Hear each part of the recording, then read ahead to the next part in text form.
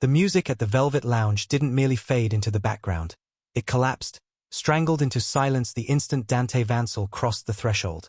As if the club itself recognized its master, and every gaze in the VIP section dropped obediently to the floor, afraid to meet the eyes of the man who owned half the city's skyline and all of its buried secrets. Yet Dante didn't spare a glance for the politicians or the actresses or the glittering predators who usually commanded his attention. Because his focus locked instead on a trembling girl in a cheap uniform wiping down a table, and when he approached her his presence was so heavy it bent the air. His voice a low, thunderous rumble as he said, simply, "Dance with me," and when she whispered back in terror, "But sir, I'm working." The entire room stopped breathing, because no one ever said no to Dante Valerio. And what followed would not be remembered as a dance at all but as the opening shot of a war. Elena Vance lived her life. Tucked into the shadows of New York City, a ghost slipping through a system designed to grind people like her into dust.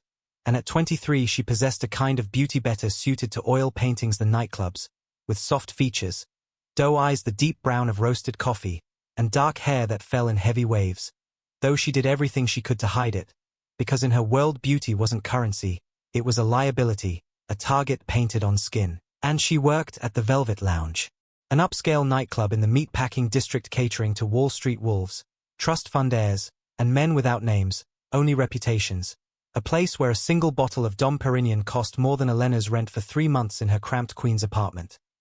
"Table 4 needs wiping down. Elena, move it, you're not paid to daydream," snapped Greg, the floor manager, a petty tyrant soaked in cheap cologne with a wandering eye, shiny suits, and a habit of treating waitstaff like indentured servants. "And I'm going, Greg," Elena murmured without lifting her gaze as she grabbed her tray and spray bottle and wove through the crowded floor on a Friday night when the club was a heaving sea of bodies pulsing to deep house bass that rattled the floorboards. The air thick with expensive perfume, sweat, and spilled vodka, all of it making her stomach turn because she hated the noise, the way men grabbed at her apron strings as she passed, the bone-deep exhaustion that never left her. But she needed the job, because her younger brother Toby lay in a hospital bed at NYU Langone waiting on a specialist to approve a surgery their non-existent insurance wouldn't cover. She reached table 4, a VIP booth upholstered in crushed red velvet, now wrecked by its previous occupants with spilled mixers, shattered glass, and cigarette ash ground into the expensive fabric. And as she scrubbed at a stubborn stain she overheard 2 bouncers near the velvet rope whispering nervously, one saying he'd heard someone was coming tonight and the other paling when the name Dante Valerio was spoken, muttering that if he was back from Italy and the Calabresi family it meant heads would roll, that the private entrance needed to be clear because he wasn't taking a bullet for anyone. And Elena paused because she knew the name like everyone in the city did, the Valerio family not merely connected but foundational to the underworld itself. Construction, shipping, imports, anything that moved through New York passed through Dante Valerio's hands, making him less a man than a myth, a boogeyman used to scare rivals into obedience. And a sudden chill ran through her despite the club's humidity as she told herself to finish the shift, get the tips, go home, pay the hospital bill, only to straighten with an aching back just as Greg grabbed her upper arm hard enough to bruise, hissing that she'd missed a spot and should smile because she looked like a funeral mute, warning her that high rollers were coming and if she looked miserable again she'd be fired. And when Elena whispered for him to let go he sneered that he would when she did her job, leaning in close to suggest that if she were nicer he might put her on the bar where the real tips were, calling her stuck-up before shoving her away so she stumbled and caught herself on the booth, blinking back humiliation-burned tears because she couldn't afford to lose this job with Toby's surgery scheduled for next week, swallowing her pride, adjusting her apron, apologizing and promising it wouldn't happen again as Greg stormed off satisfied, leaving Elena to smooth her ugly, shapeless black uniform dress, designed to make the waitresses invisible, and to breathe deeply, unaware that invisibility was a luxury she had just lost, because at 11:45 p.m. the atmosphere in the Velvet Lounge shifted instantly, the DJ lowering the thumping techno into something darker and slower as the heavy double doors of the VIP section swung open. And 4 massive men in earpieces and tight suits entered first, scanning with predatory precision while the usually entitled patrons parted like the Red Sea, hedge fund titans stepping back as their arrogance evaporated.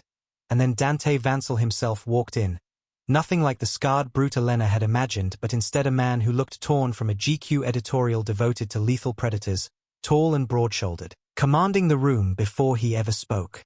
He was tall, well over 6'3", his broad shoulders wrapped in a charcoal three-piece suit that likely cost more than Elena's entire lifetime earnings. His dark hair styled back with severe, deliberate precision, and his face carved from sharp angles. High cheekbones, a strong jaw shadowed by stubble, and eyes the color of gathering storm clouds, and he didn't look at anyone at all as he moved, walking with a lazy, terrifying confidence as though he owned the very air everyone else was breathing. He took the center booth, the one Elena herself had just finished cleaning, while his men immediately positioned themselves around him facing outward, forming a solid human wall, and Greg, the manager, began sweating profusely as he rushed forward wringing his hands, stammering that they hadn't known Mr. Vanel was honoring them tonight, that he would have prepared the vintage stock. Please this way, let me get you. Yet Dante didn't even acknowledge him, merely lifting one hand with a single finger raised, and the silence snapped shut so fast Greg's teeth clicked when he closed his mouth. Whiskey, Dante said, his voice deep and rough, like gravel wrapped in velvet. Mallen 52. Leave the bottle, and Greg squeaked an immediate yes, sir, scrambling away and snapping at the bartenders as if on the verge of a heart attack, while Elena pressed herself against the wall clutching her empty tray, needing to get back to the kitchen but finding the path blocked by Dante's security so that she was trapped in the VIP section, and Dante leaned back, scanning the room with bored disinterest until his gaze slid past the dancers and locked onto the shadows near the service station. Stopping there, the impact of his stare hitting Elena like a physical blow to the gut because he wasn't looking past her. He was looking directly at her, his eyes narrowing slightly as he assessed her face, her hair, her terrified posture. Reading her like a book written in a language only he understood, refusing to look away for 5 seconds, 10 seconds, while Elena's heart slammed against her ribs and she silently begged him to look away. Please just look away, until Dante moved without signaling a bodyguard or snapping his fingers, standing up and plunging the room into stillness as he walked past his own security, past the velvet rope, straight toward the service station where Elena was trying to blend into the wallpaper.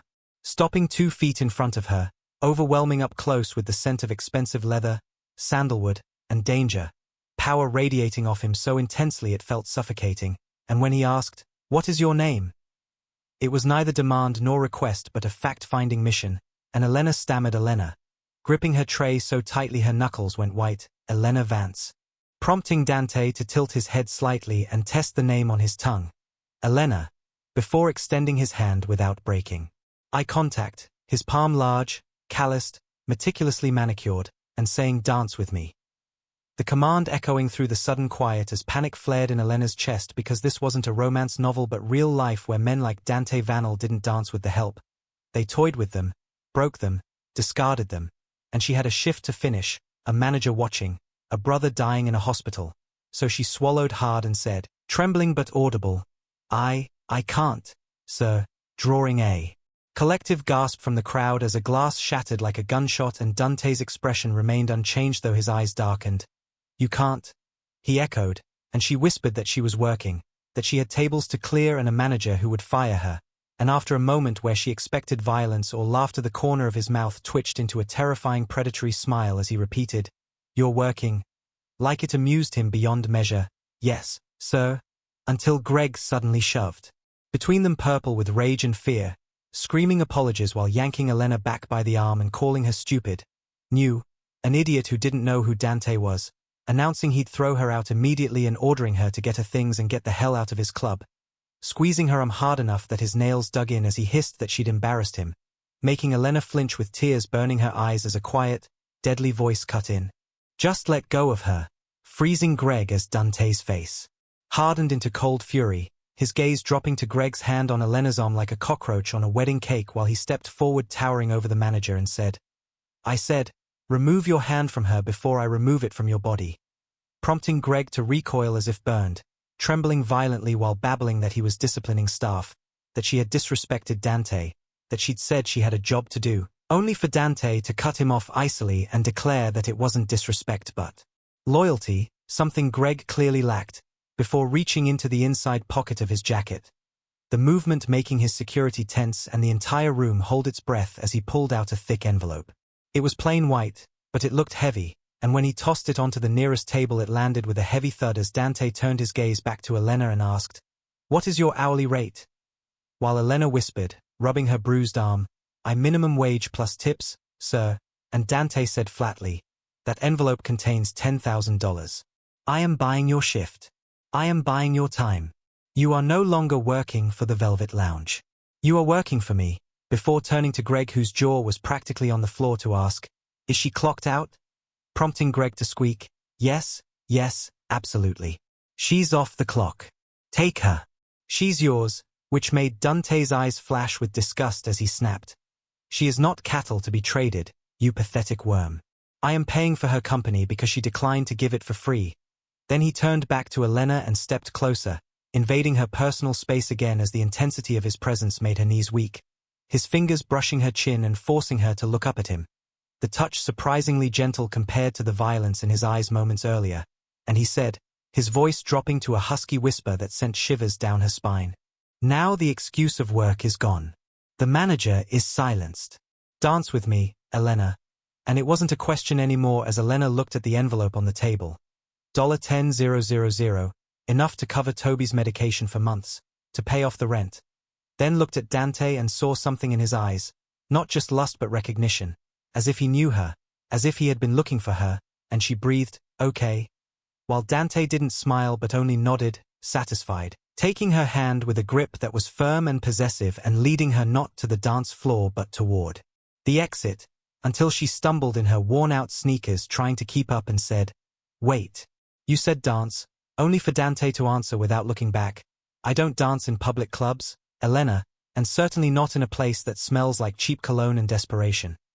As panic flared again and she asked where they were going and he said, "Somewhere better." And they burst out of the club's rear exit into the cool New York night air where the alley was blocked by 2 black SUVs and a sleek silver Rolls-Royce Phantom with its engine purring softly, a driver in a uniformed cap, opening the rear door as Elena stopped and dug her heels into the pavement saying, "I'm not getting in that car. I don't know you," making Dante stop and turn to face her under the alley lights that cast long shadows across his face as he noted her defiant stance and raised chin despite her fear and said, "You're smart. Most women would have jumped in by now," to which she replied, "I'm not most women, and I'm not a prostitute," hardening his expression as he closed the distance in 2 strides, pinning her with his gaze and placing a hand on the roof of the car to cage her in without touching her while saying, "I know you're not, Elena Vance.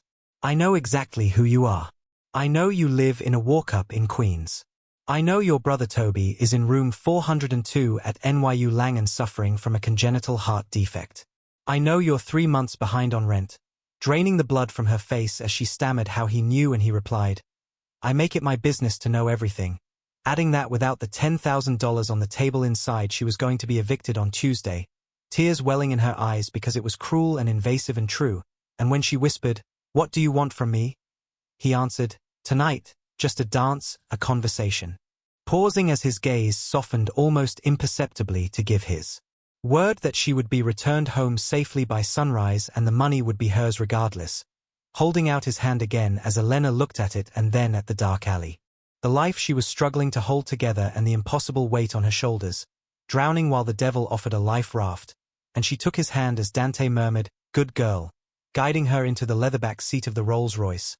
And as the heavy door clicked shut and sealed out the noise of the city, Elena realized she had crossed a line she could never uncross while the car glided away into Manhattan traffic toward the bridges and his world. Unseen by her, the man in the gray hoodie on the fire escape above snapping photos with a telephoto lens before whispering into the phone that the bait had been taken and Vanel had the girl. And inside the Rolls-Royce the silence was heavier than the club noise had been. City lights streaking past the tinted windows in blurs of gold and red while the air felt pressurized like a plane cabin before takeoff as Elena Vance sat as far against the door as she could, clutching the hem of her cheap black uniform dress, feeling ridiculous. A waitress with holes in her sneakers sitting beside a man whose suit cost more than her brother's life-saving operation.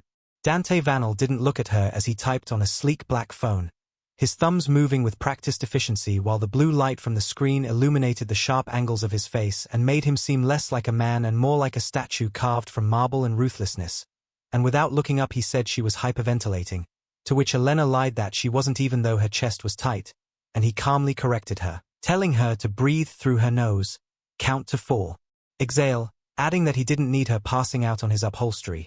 So Elena took a shaky breath and asked where they were going because he had said somewhere better, but they were heading toward the Upper East Side and she didn't belong there.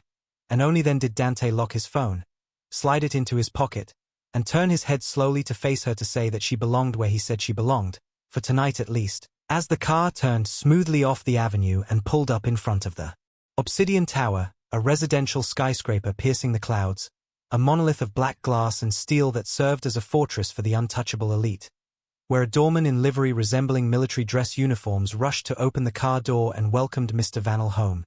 Dante stepping out and buttoning his jacket before waiting, not dragging her out but waiting for her to step onto the sidewalk on her own. And when she did, the wind whipped her hair across her face and he simply said, "Come." The private elevator ride dizzying as Elena watched the numbers climb past 40, 50, 60, 80 until her ears popped and the doors opened not to a hallway but to a living room the size of a basketball court with floor-to-ceiling windows offering a panoramic view of Manhattan that stole the breath from her lungs. The city looking peaceful from that height. A grid of diamonds instead of dirty alleys and desperate people, the apartment stark, modern, and coldly beautiful with white leather, black marble, an abstract art that looked violent and expensive, and Dante asked if she wanted a drink as he moved to a crystal decanter on a side-by. Elena asking for water and standing near the elevator afraid to touch anything while Dante poured sparkling water for her and a finger of amber liquid for himself, handing her the glass as their fingers brushed and a spark like static electricity snapped between them, making Elena pull back quickly and spill some water as she apologized and panicked, searching for a rag as her waitress instincts kicked in, until Dante caught her wrist with a firm grip and commanded her to leave it, telling her she was not a waitress here but his guest, prompting her trembling question of why. Why her when there were dozens of models in the VIP section, beautiful women, and why he picked the girl scrubbing the table. Dante sipping his drink and studying her over the rim as he answered that those women saw a bank account and power they could borrow while she had looked at him and seen a monster, stepping closer and backing her toward the massive window to say he valued honesty, setting his glass on a marble plinth and stating that he had bought her time and asked for a dance, not waiting for music as there was no stereo playing, only the hum of the city far below, placing one hand on her waist and taking her right hand in his left as Elena stiffened at his hard, heat-radiating body and felt small and fragile against him, Dante murmuring for her to relax and follow his lead as he began a slow waltz that felt like a rhythm carried in his bones. Elena stumbling at first with her sneakers squeaking on the polished marble until Dante adjusted to her stride and guided and supported her until she stopped fighting and let him move her. The two of them spinning slowly before the window with New York City as their audience while Elena whispered that her father had taught her to waltz before he died in their kitchen. Dante neutrally asking if he had been a good man and Elena answering that he was the best, that he worked at the docks and died in an accident when she was 12 after a crate snapped off a crane. Dante's hand tightening imperceptibly on her waist as a shadow darker than the night passed over his face and he remarked that accidents happened too often in the city. Elena continuing that after that it was just her mom, and Toby. Then her mom got sick and now it was just Toby and her, looking up at Dante to tell him that the money he gave her was going to save Toby's life and that she didn't care if he was a monster because tonight he was an angel to her brother.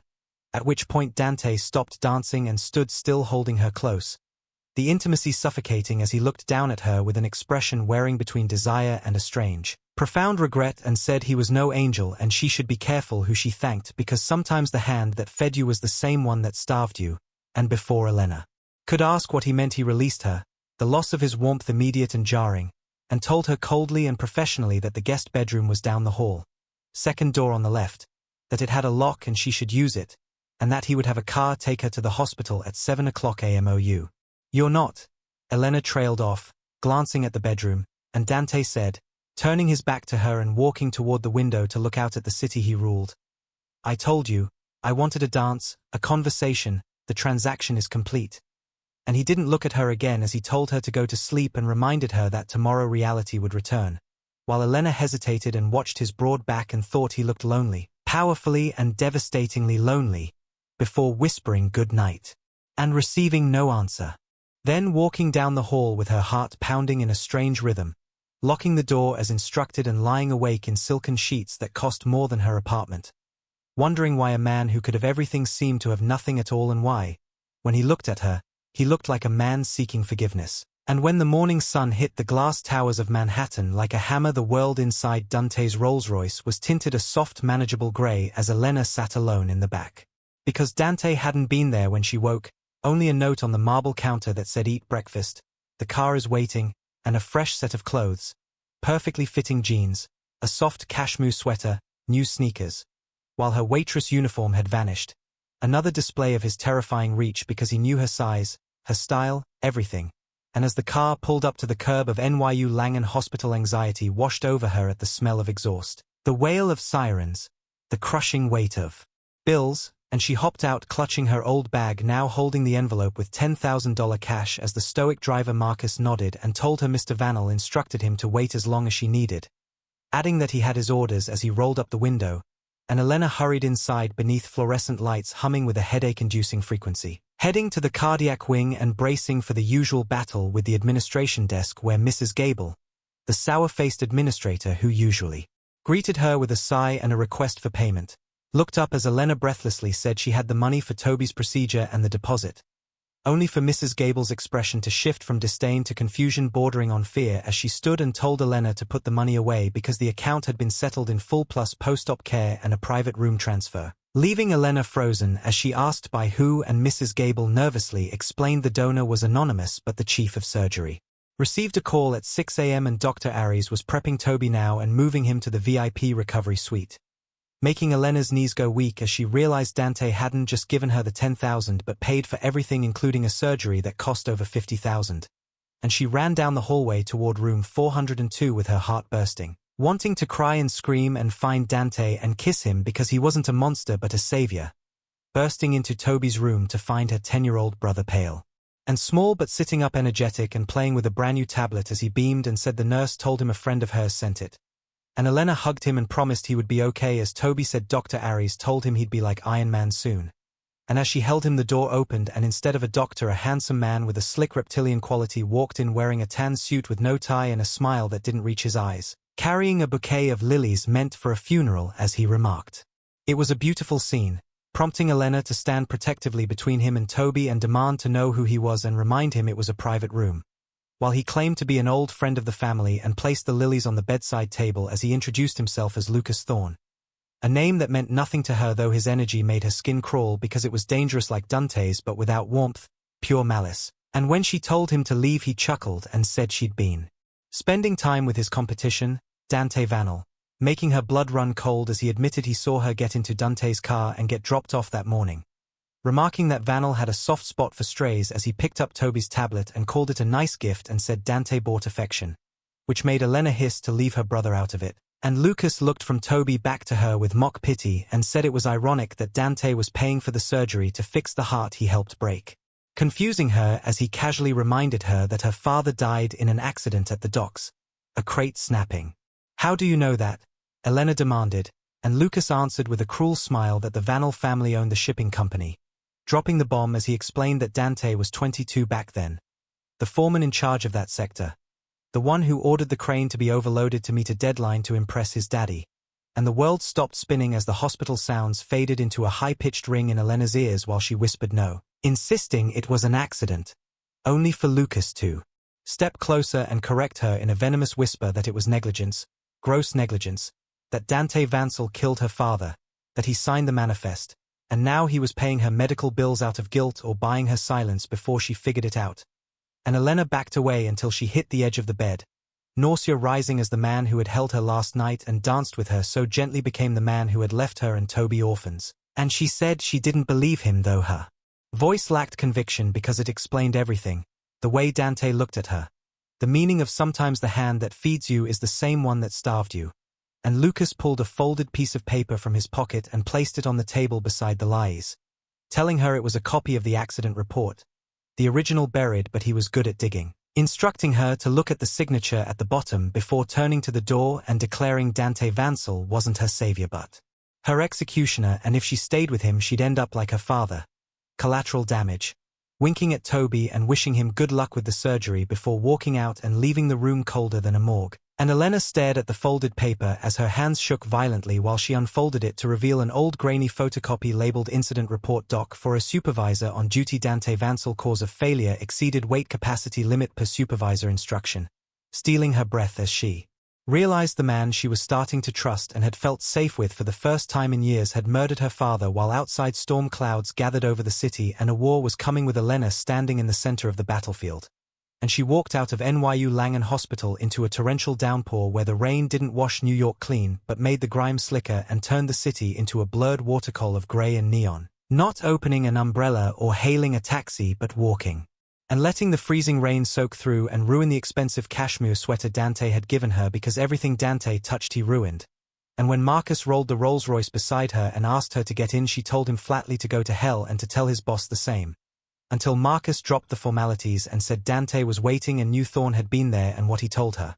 Stopping her cold as she realized of course Dante knew everything and played God with people's lives and there was nothing to explain because it was on paper signed in black ink. Clutching her bag tighter as the crumpled photocopy burned through the fabric while Marcus warned that if she walked away Thorne would win and if Thorne won her brother wasn't safe.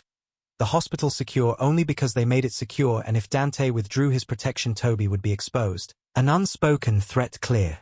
In the reality that Lucas Thorne had walked into a secure ward effortlessly, and defeated she opened the rear door and slid onto the leather seat. Dripping wet and shivering, teeth chattering not from cold but from a rage so hot it felt like it was consuming her organs. The silent drive back to the Obsidian Tower ending with concerned but silent doorman and a private elevator ride to the penthouse where Dante waited without his suit, in a white dress shirt with sleeves rolled up and buttons undone. Holding a tumbler of whiskey and looking like he hadn't slept in a week as the air crackled with an impending storm. And he took in her soaked hair plastered to her skull and eyes red and full of hate. Set the glass down with a sharp clack and said quietly that she was wet. To which she answered that water washes off but blood doesn't. Making him flinch with a microscopic tightening of the jaw she didn't miss as he stayed behind the marble island like a barricade and stated that Lucas gave her the report. And Elena corrected him that Lucas gave her the truth as she pulled the damp crumpled paper from her bag and threw it at him. That it fluttered pitifully to the floor between them as Elena asked if he signed it and Dante looked down at the paper and then back at her. His eyes dark, infinite pools of regret, and answered yes. And when she asked if he ordered the crane to be overloaded he said yes again. The confirmation hitting her harder than the accusation as a choked sob tore from her throat and she demanded why he would do that. Telling him her father was a good man just doing his job and asking if he killed him for a deadline or a bonus. And Dante said he was 22. His voice empty as if reciting a eulogy for himself, arrogant. The heir to the Vansel Empire. Desperate to prove to his father that he could move cargo faster than the old guard, pushing the men and the equipment. Believing safety limits were suggestions padded for insurance companies. Walking around the island and stepping over the paper as he admitted he didn't know the cable was faulty but should have because it was his job to know. That the cable snapped, the crate fell, and 3 men died that day, not just her father. And Elena spat that he walked away and they lost everything. Their house, her mother working herself to death to pay bills, Toby getting sick from living in a moldy basement for 2 years, asking if he did that, and Dante roared that he knew, the sudden crack in his composure making her jump as he shouted that he never forgot and saw their faces every time he closed his eyes. Pacing the room and dragging a hand through his hair as he confessed he tried to help anonymously. Sent money to her mother. Every envelope returned because she was too proud to accept one without a return address. That after her mother died he tracked Elena and made sure Toby got into the experimental drug trial last year and demanded to know who she thought paid for it. And Elena screamed that the state paid and that he didn't get credit for cleaning up the mess he made or playing hero because he felt guilty. And Dante stopped in front of her and said he wasn't playing hero but serving a life sentence. Waking every day to build an empire that meant nothing.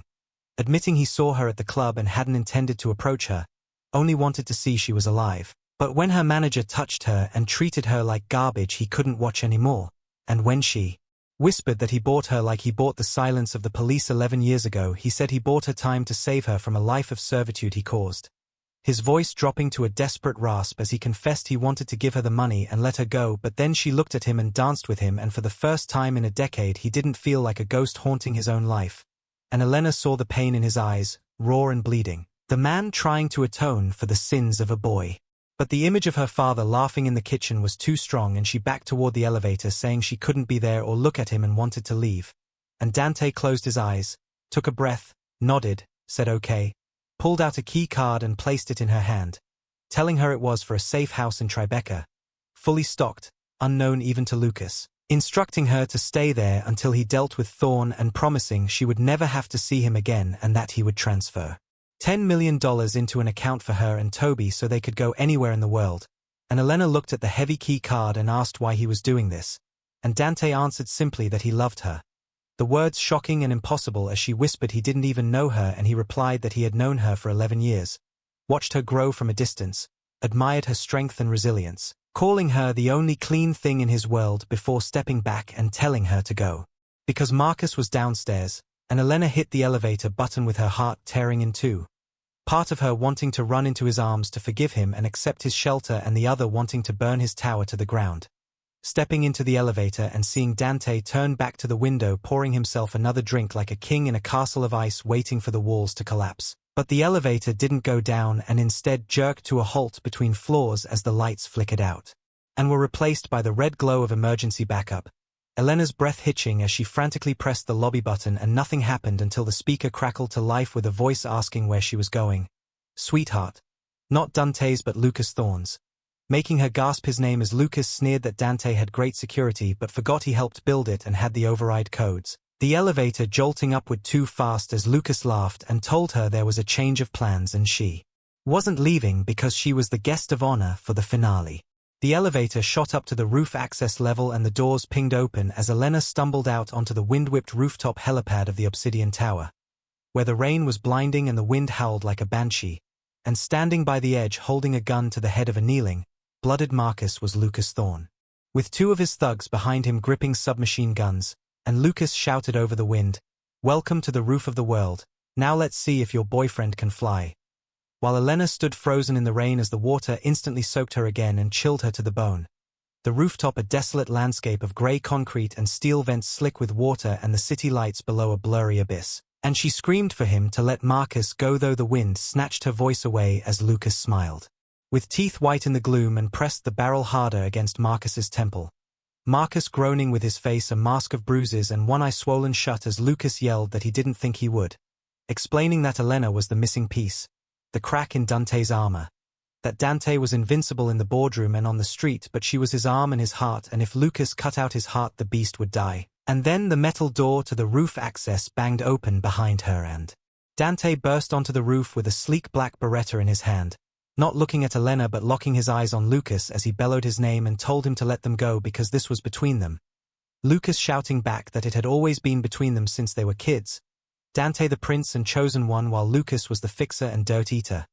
Dante stepping forward slowly and placing himself between Elena and the gunman, signaling for her to get behind a ventilation unit as Lucas laughed manically and demanded to know who Dante thought frayed that cable.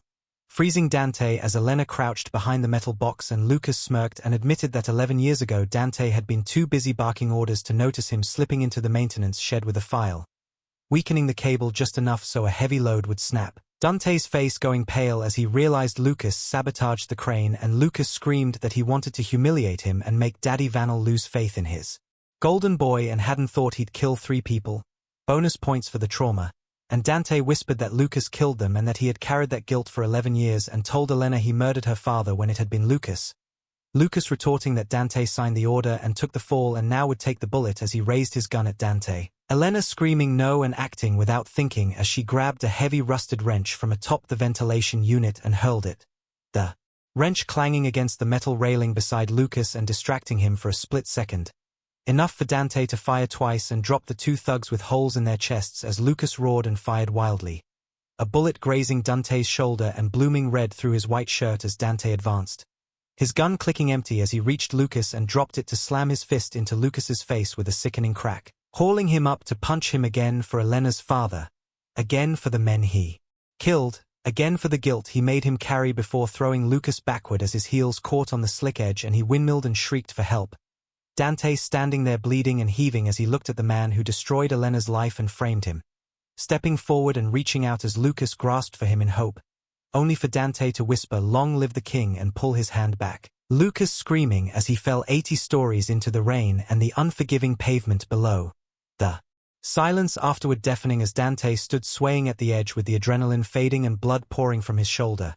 Elena scrambling out and catching him as his knees buckled and they collapsed together on the wet concrete while she cried that he was shot and pressed her hands to the wound, the blood hot against her freezing skin as he said it was just a scratch. Dante wheezed as he looked up at her with rain dripping from his eyelashes and asked if she heard him, if she heard what Lucas said, and Elena sobbed with tears mixing into the rain on her face as she told him she heard it and that it wasn't him, that it had never been him, while Dante weakly said he still signed the order and was still responsible, and she fiercely told him he was a boy who had been used and that he had punished himself enough. Then she leaned down and kissed him, a kiss, tasting of rain, copper, and whiskey, a kiss filled with forgiveness and desperation and a bond forged in fire as she whispered for him to stay with her and not dare die on her now because she still owed him a dance. Dante smiling as his eyes fluttered shut and telling her he wasn't going anywhere. He was just resting. And 6 months later the grand opening of the Vance Community Center in Queens became the event of the season. A state-of-the-art facility with a gym, a library, and a free medical clinic specializing in pediatric cardiology, where Elena stood by the entrance in a midnight blue silk dress looking radiant with her hair in soft waves and a diamond necklace at her throat as Dante Valerio stood beside her looking better than ever. The sling gone and replaced by his tailored suit and a new ease in his posture. The darkness that once shadowed his eyes replaced by a fierce protective warmth as he asked if she was nervous and she admitted she was a little because Toby was giving the speech and she hoped he wouldn't freeze, Dante reassuring her as he watched a healthy, vibrant Toby adjust the microphone and called him a survivor like his sister and his brother-in-law.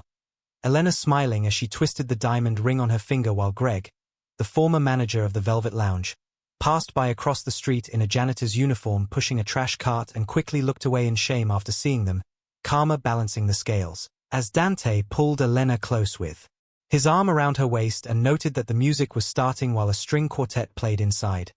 Elena agreeing before Dante echoed the words that had started it all by asking her to dance.